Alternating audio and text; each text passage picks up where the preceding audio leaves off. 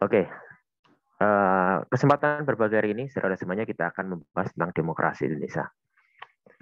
Saya yakin sebenarnya secara umum saudara semuanya sudah paham demokrasi itu apa, pengertian demokrasi itu apa. Saya yakin hampir semua orang paham.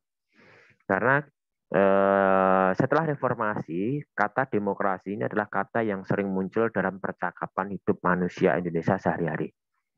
Oke, apalagi setelah reformasi muncul, seperti keran yang dibuka, demokrasi ini dalam segala bidang mulai digalakkan. Walaupun dalam prakteknya sampai hari ini, terkadang pada aspek-aspek tertentu belum sesuai dengan nilai-nilai demokrasi. Ya, maka dari itu, materi menjadi penting memberikan pemahaman buat saudara semuanya, membongkar cakrawala Anda, memberikan pengetahuan kaitannya sebenarnya demokrasi itu apa, bagaimana prakteknya, bagaimana implementasinya, bagaimana perwujudannya dalam kehidupan sehari-hari. Yang betul itu apa?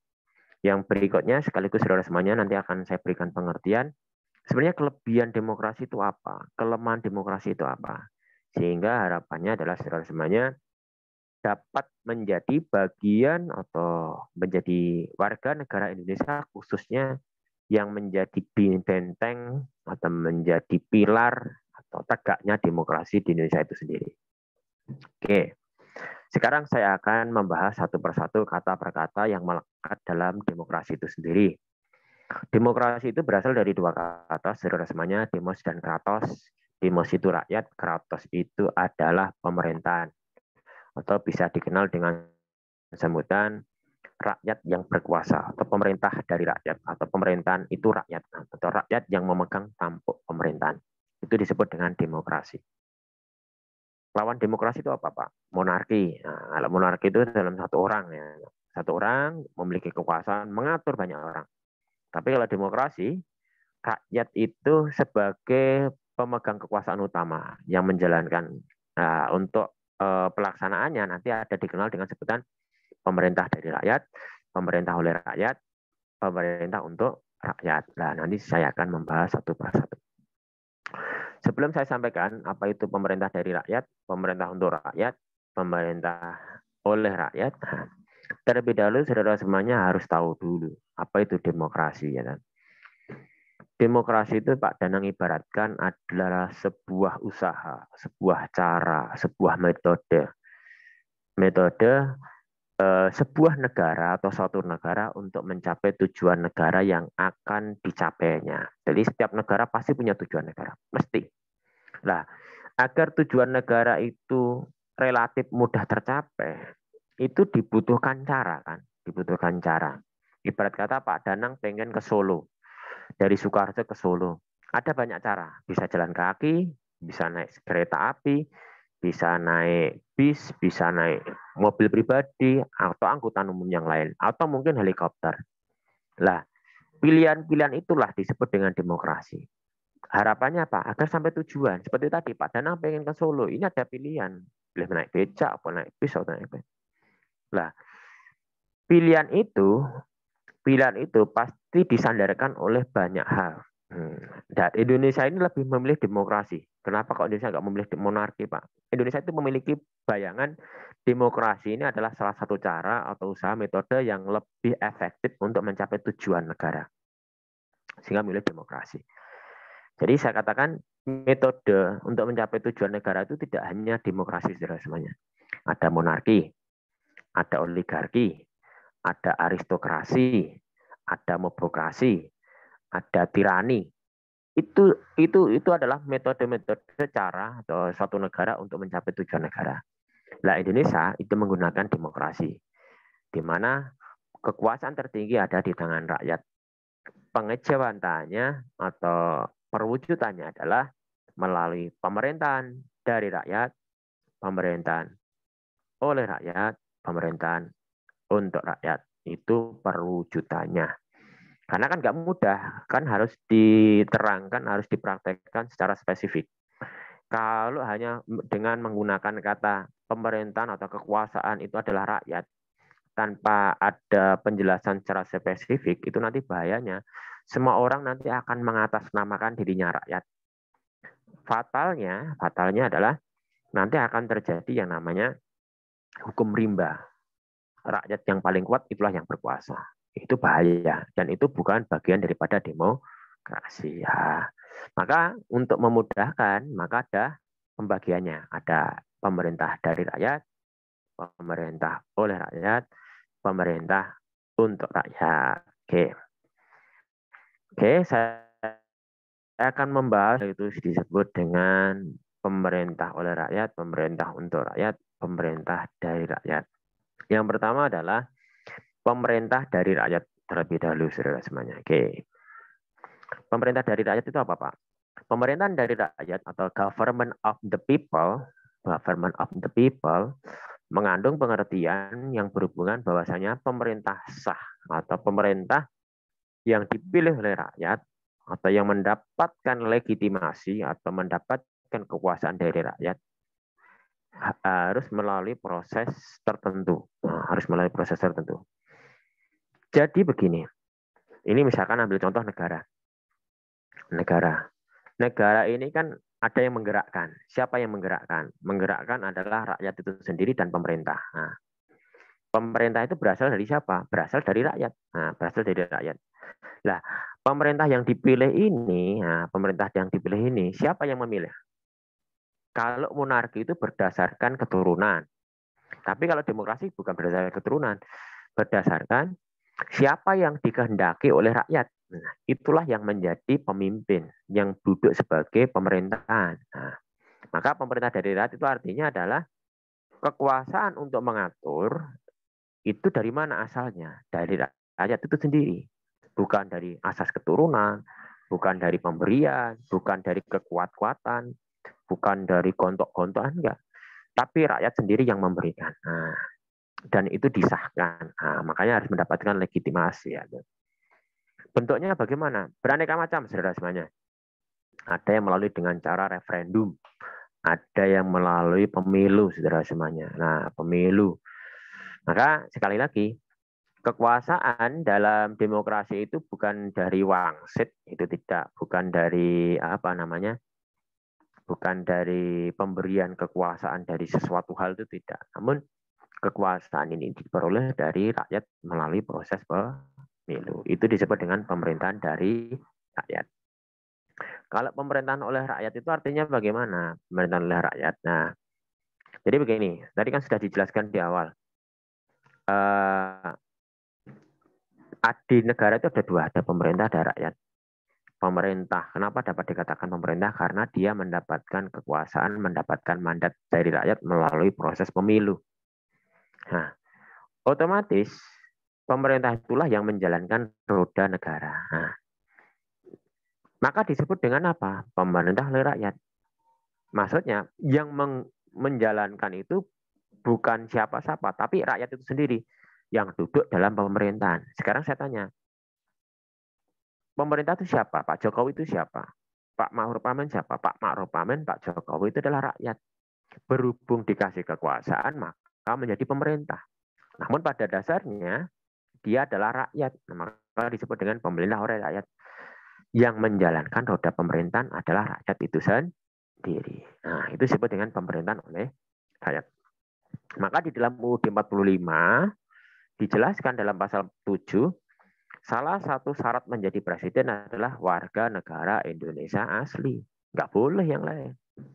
Karena yang berhak menjalankan roda pemerintahan adalah rakyat itu sendiri.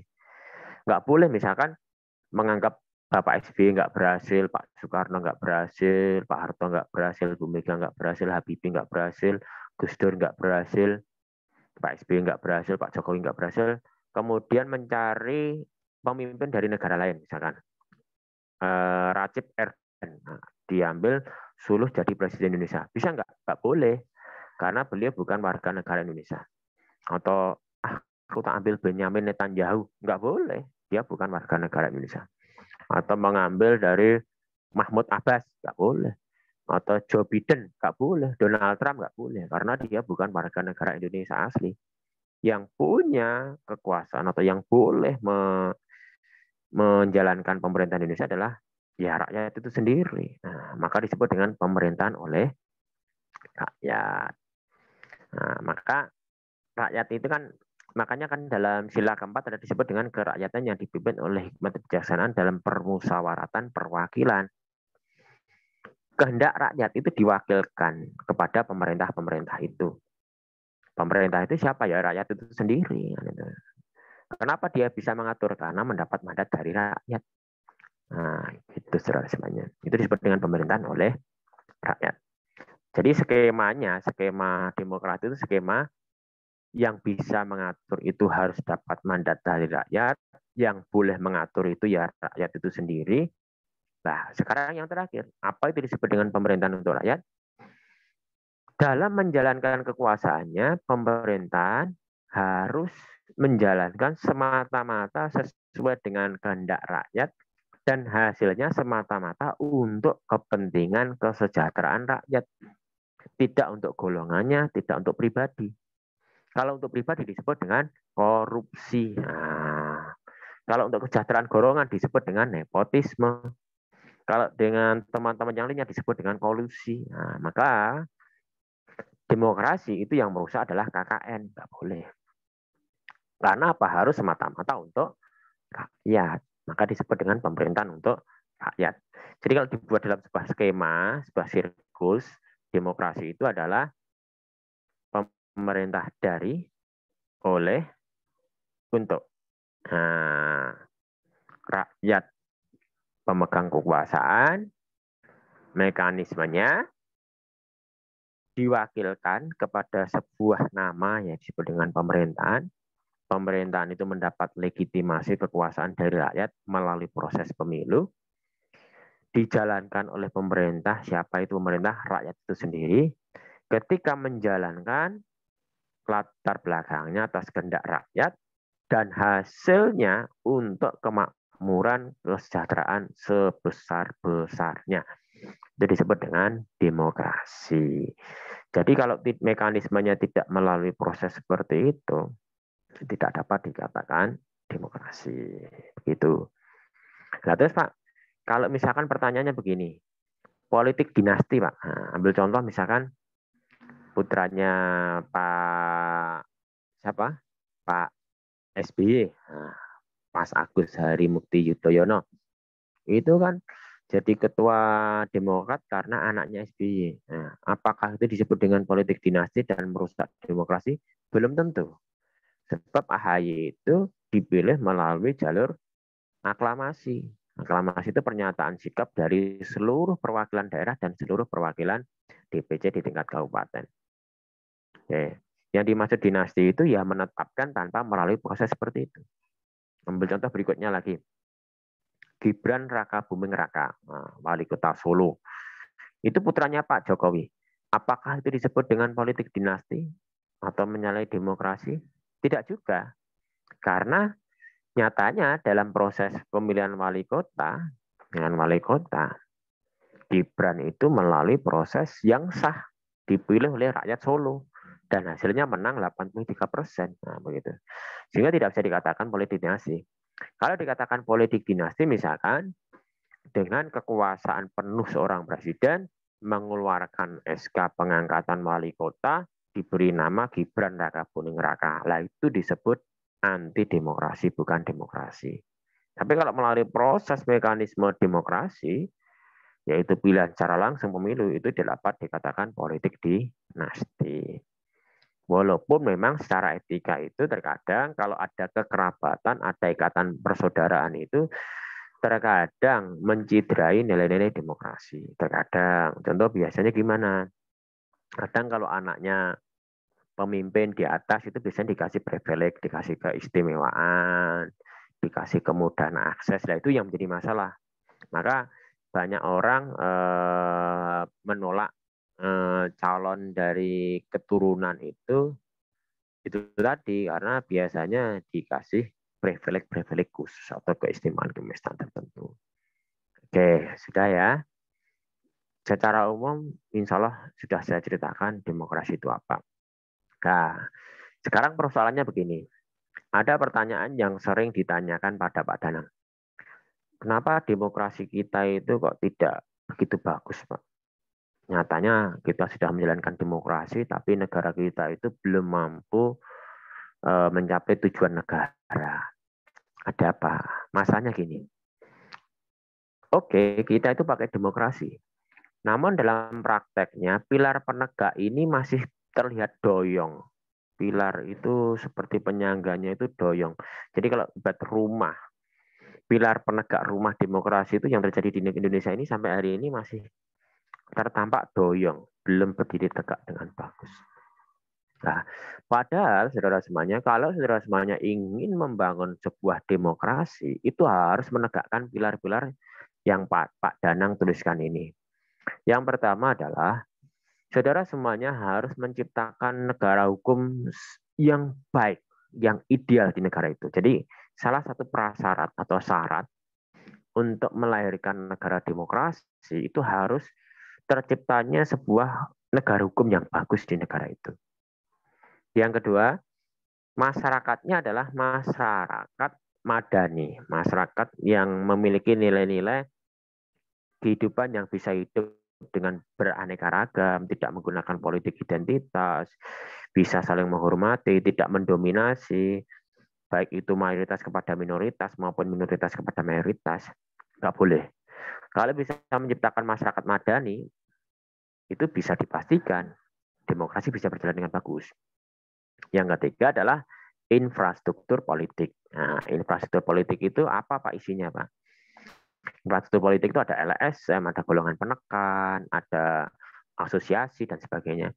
Itu penting. Maka dalam negara demokrasi ormas-ormas itu harus ada dan harus berjalan dengan baik dan benar. Termasuk partai politik di dalamnya. Yang terakhir adalah pers bebas dan bertanggung jawab. Jadi tidak akan mungkin bisa berjalan demokrasi kalau press-nya atau wartawannya atau penyaji berita, pemberi berita tidak bisa bekerja secara bebas dan bertanggung jawab. Jika keempat ini, atau saya katakan 4 pilar ini bisa tegak di negara itu, maka saya pastikan negara itu pasti menjadi negara maju berdasarkan Pancasila. Oke, sekarang saya akan bercerita satu persatu. Nah, apa itu negara hukum? Dan bagaimana dikatakan negara hukum yang sebenar-benarnya kan itu. Karena negara hukum itu lawannya adalah Mahstat. Ada Rechtsstaat, ada Mahstat. Ada negara kekuasaan, ada negara hukum. Nah, kalau Rechtsstaat itu negara hukum, kalau Mahstat itu negara kekuasaan. Nah, salah satu penopang demokrasi adalah negara hukum. Nah, sekarang saya ceritakan. Dikatakan negara hukum itu bagaimana, Pak? Jadi, satu negara itu dikatakan negara hukum itu ada prasyaratnya atau syaratnya, saudara semuanya. Bisa Anda catat, di sini kelihatannya tidak ada ini. Ini di sini kelihatannya tidak ada. Oke, saya bacakan aja. Saya bacakan. Kalau Anda ingin membangun sebuah negara hukum, ada syarat-syarat khusus. Nah, syarat yang pertama, silahkan dicatat. Syarat yang pertama adalah harus memiliki aturan-aturan hukum. Nah, jadi aturan hukum itu dibentuk untuk apa? Menjadi pedoman baik itu pemerintah sebagai penegaknya ataukah rakyat untuk mematuhi aturan itu. Jadi tidak akan bisa berjalan negara hukum jika tidak ada aturan. Harus ada aturan hukum. Ada kitab undang-undang hukum pidana, kitab undang-undang hukum perdata, ada undang-undang ITE, ada undang-undang hidup bersama-sama. Wah, banyak undang-undang di Indonesia. Harus ada itu ada namanya rule of law-nya. Terus rule of law-nya, harus ada aturan hukumnya, harus ada aturan mainnya. Tidak akan bisa terwujud negara hukum kalau tidak ada aturan hukumnya. Maka syarat yang pertama, negara kalau ingin menciptakan negara hukum di negaranya itu pertama harus punya aturan hukum yang ditaati, dipatuhi oleh seluruh elemen bangsa. Yang pertama itu. Yang kedua, harus ada aparatur penegak hukum. Nah, kalau di Indonesia apa aparatur penegak hukum? Polisi, jaksa, hakim, pengacara. Keempat-empatnya itu harus bertindak, berbuat sesuai dengan kode etik profesi, secara profesional, memiliki integritas, kejujuran, akuntabel, tanggung jawab, harus dia miliki. Yang kedua harus punya aparatur penegak hukum yang bekerja secara profesional, mampu mematuhi kode etik profesi, kemudian bekerja secara profesional, integritas, memiliki rasa kejujuran tadi, akuntabel, dan sebagainya. Jadi syarat yang kedua kalau ingin mendirikan negara hukum, agar tercipta negara demokrasi tadi, harus membangun itu tadi yang kedua. Yang ketiga, harus memiliki tempat untuk bersidang atau tempat untuk berperkara dalam setiap masalah hukum. Jadi ada tempat berperkara, disebut dengan pengadilan. Di Indonesia ada namanya pengadilan tata usaha negara, pengadilan umum, pengadilan militer, pengadilan agama. Itu penting. Karena kalau negara hukum tidak ada tempat berperkara, maka akan terjadi namanya hukum jalanan. Nah, hukum jalanan nanti menyelesaikannya di jalan, bahaya. Maka harus ada tempat untuk berperkara. Yang terakhir adalah terwujudnya supremasi hukum. Supremasi hukum artinya bagaimana? Hukum harus digunakan sebagai panglima. Hukum itu berada dalam tataran tertinggi dalam kehidupan di negara itu. Oke, termasuk ada namanya equality before the law, persamaan di depan hukum dan sebagainya. Kalau itu semuanya ada, semuanya hadir, saya berani memastikan demokrasi akan terwujud di negara itu. Itu caranya. Setelah negara hukum, saudara semuanya adalah masyarakat madani, civil society. Civil society itu penting. Demokrasi tidak akan terwujud kalau tidak ada partisipasi masyarakat. Mbok pinter ya, presidennya sebaik apapun kalau tidak ada partisipasi masyarakat, tidak akan bisa terjadi. Maka syarat pertama sebagai masyarakat madani adalah keterlibatan warga, partisipasi masyarakat. Yang berikutnya adalah masyarakatnya memiliki positive thinking, keterbukaan, percaya diri, toleran, tidak eksklusif, tidak boleh eksklusif. Jadi kalau itu semuanya terbangun, pondasi itu, bangunan itu, mesti demokrasinya bagus, pasti demokrasinya bagus. Tapi kalau masyarakatnya tidak mencerminkan apa yang saya katakan tadi, tidak apatis, tidak mau berpartisipasi, kemudiannya eksklusif, tidak mau membaur, intoleransi, nggak bisa demokrasi terwujud, nggak bisa. Maka masyarakat madani menjadi penting untuk pilar penegak demokrasi. Yang ketiga adalah infrastruktur politik. Nah, infrastruktur politik itu apa, Pak? Infrastruktur politik itu di dalamnya adalah terdiri dari partai politik, kelompok gerakan, kelompok penekan, maupun struktur kelembagaan politik yang lainnya. Nah, contohnya apa? Misalkan partai politik itu seperti apa? Ya kayak PDI Perjuangan, Golkar, Gerindra, PAN, PKB, PKS, Demokrat, dan partai-partai yang lainnya. Itu adalah partai politik. Itu penting. Kalau mau membangun demokrasi harus punya partai politik. Partai politik yang bagus adalah partai politik yang mampu menciptakan kader politik, menciptakan kader pemimpin bangsa, mampu melakukan pendidikan politik, mampu mencerdaskan masyarakat dalam berbagai masalah politik maupun demokrasi. Itu disebut dengan partai politik yang baik. Yang kedua, banyaknya ormas yang bersendikan Pancasila yang mau mematuhi Undang-Undang Dasar 45. Ada NU, ada Muhammadiyah, persis seperti Nahdlatul Watun, masih banyak lagi. Kemudian juga penting juga kalau ingin membangun demokrasi harus banyak golongan penekan. Ada IKADI, KAPI, asosiasi, PGRI, dan sebagainya. Itu penting karena apa? Mewadahi berbagai elemen-elemen di grassroots. Karena organisasi itu memudahkan menyerap aspirasi. Jadi kalau tidak ada organisasi, tidak ada asosiasi, susahnya pemerintah untuk menyerap aspirasi tadi. Oke, next yang terakhir. Nah, pers bebas dan bertanggung jawab.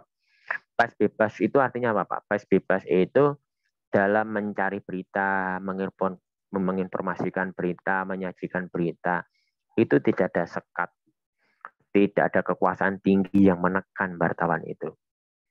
Jadi kalau wartawan itu enjoy dalam memberitakan, tidak ada tekanan, tidak ada paksaan, tidak ada intimidasi, itu disebut dengan pers bebas.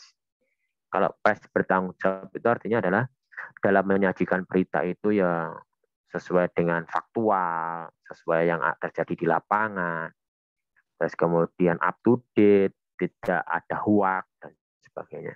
Nah, kalau pers itu bebas dan bertanggung jawab, maka niscaya demokrasi akan terwujud di negara itu sendiri.